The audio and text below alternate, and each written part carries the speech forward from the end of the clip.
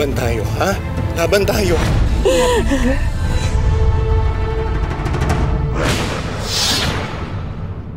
Experience ko inaabangan sa labas ng campus, sinasakal sa labas ng campus, gano'n. So trauma talaga siya sa akin. Dumating sa point na ayoko na pumasok. Normal na parang yun na yung papasok ako dahil papasok ako, alam kong may mag-aabang sa akin.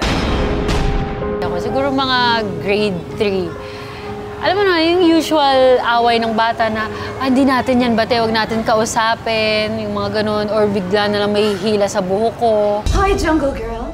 I want you to meet your new best friend, si Sasha. Attack!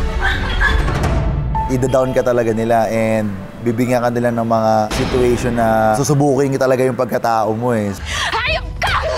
Binutasan yung bag ko, they throw things at me.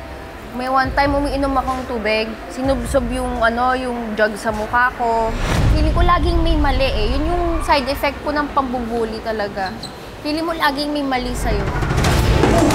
Kung hindi ka magkakwit, araw-araw, gagawin naming miserable ang buhay mo. Kasi payat ako nun.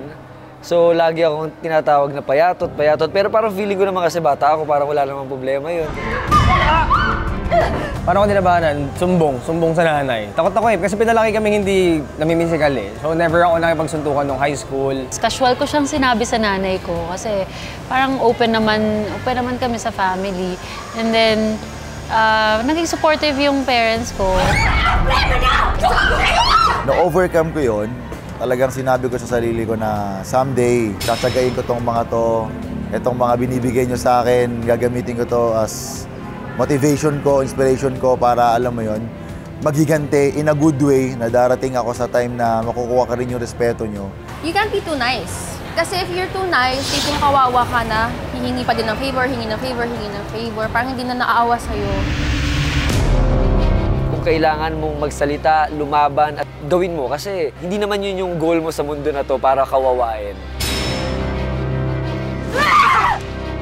Hindi naman kailangan lumaban ka kaagad, but definitely alam mo dapat yung worth mo. And definitely kapag nakaka-experience ka niyan, magdasal ka, you always pray. At kung kaya mong kausapin yung mga mambubuli sa'yo as much as possible, kausapin mo sila na maayos. Pero kung talagang patuloy yung mga ginagawa nilang masama sa'yo, minsan kailangan rin natin humingi ng tulong. It's either sa mga nakakataas, sa mga barangay, sa pulis, sa magulang, sa pamilya. Totoong matitibay ang mga kalaban mo, pero may isang mas matibay kaysa sa kanila. Makiling is against bullying. Makiling is against bullying. Makiling is against bullying. Makiling is against bullying. Makiling is against bullying. Stop bullying. Ikaw, masama yung ginagawa mo masama yung nangbubuli. Create a safe space sa bahay pa lang dahil ang protection against bullying ay nagsisimula sa tahanan. Walang masama kung magsasalita. Humingi ka lang ng tulong, humingi ka ng saklolo. You have to stand up for yourself. Walang tutulong sa'yo kung hindi ikaw lang. Kaya naman, laban! Kung nambubuli ka, ibig sabihin, pangit ka. Kung gusto mong masaktan ulit, magpa-appointment ka sa assistant ko.